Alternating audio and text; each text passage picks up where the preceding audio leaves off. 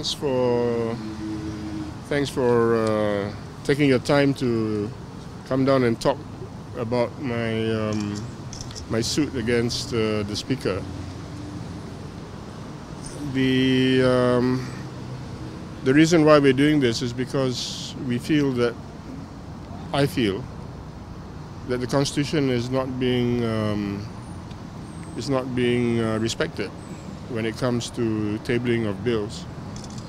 There are procedures, standing order in Parliament as well as Act of Parliament, that requires such a bill on religion to be approved first of all by the Conference of Rulers.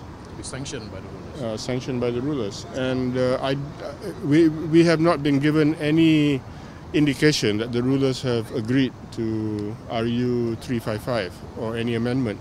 And even at the tabling of the RUU355, Ustaz Hadi has to give all the reasons. Dia mesti bagi sebab-sebab undang-undang tu perlu diubahkan. But we have not been told why it is better for someone to have 100 lashes instead of 20 or instead of 30 or whatever, and why the fine has to go up to 100,000 ringgit. Ini akan menjadi masalah kepada orang miskin, pasal siapa daripada kalangan orang miskin ni yang boleh bayar denda begitu tinggi, ataupun mana manusia yang boleh tahan kena pukul 100 kali. So to me there's a gross injustice in the tabling of the bill, and it is not respecting the Constitution by presenting it in the way the Speaker has allowed it to be tabled, tanpa kebenaran daripada Majlis Raja-Raja. So that is why kita minta declaration supaya perkara ni tidak dibincangkan di Parlimen. Ini bukan masalah yang tidak boleh diatasi oleh pihak Parlimen ataupun oleh mereka yang menjadi wakil rakyat, pasal kita angkat sumpah. Saya sebagai bekas wakil rakyat pun angkat sumpah yang sama dengan Speaker, dengan ahli Parlimen yang lain termasuk Ustaz Hadi, yang kita mempertahankan perlembagaan dan negara. Dan yang di-Pertuan Agong pun mengambil ikrar masa dia mengambil tempat sebagai Agong untuk mempertahankan rule of law. Jadi pada saya ada banyak perkara yang mahkamah mesti bagi declaration supaya perkara ni tidak menyusahkan pemikiran rakyat. Apa soalan? Pemakluman ini sudah dihantar ke Speaker Dewan Rakyat ke? Kita dah hantar 2 kali surat. Pada beberapa kali. Dah beberapa kali kan, dua kali. Kita dah juga tulis pada penyimpan mohol raja-raja untuk meminta kepastian yang duli-duli yang Maha Mulia Sultan dah setuju pada RUU355 atau tidak.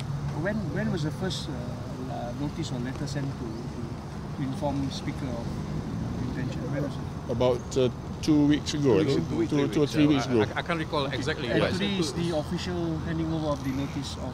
Yep. We already sent another reminder last week, and he did not respond.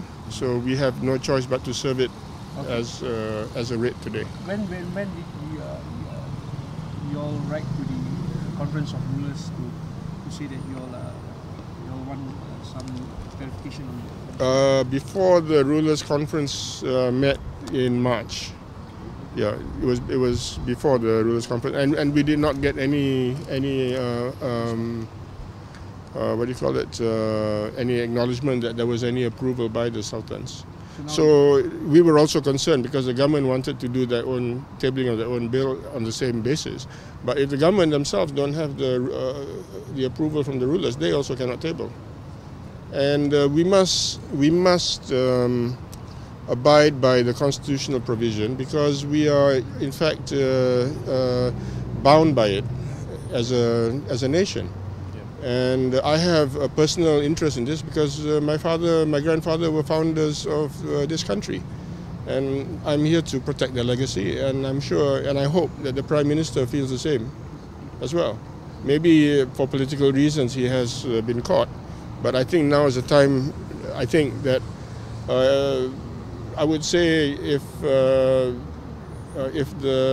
RUU355 is not tabled on the order paper tomorrow, then I think everybody is saved the embarrassment of talking about it. So this is my patriotic duty, my national duty as warga negara Malaysia, to make sure that this has not been made a political issue. Okay, Parliament. Yeah. And if the private member bills is not tabled because government orders or bills take precedence, but nevertheless, Hadi says that he's adamant that he's going to try and put it again because he's been doing that. He's been putting it in the order paper since last May. And he plans to do it for the next meeting. Then how will this declaration then affect his chances of doing that? Well, that's a rather long question, and I think the simple answer is he can always try again. But if he does it the proper way, by getting the rulers first of all to agree, then nobody has an issue on the unconstitutionality of the Rang Undang-Undang. We are not attacking whatever philosophy is behind his bill, because it is not a religious matter as far as I'm concerned. This is a matter of the rule of law. And we must remember one more thing, that our democracy is a constitutional democracy. We must uphold constitution. Yeah, and what we are doing now, what Encik Tawfik is doing now, is upholding constitution and respecting the institution of the Council of Rulers. Yep. There was an explanation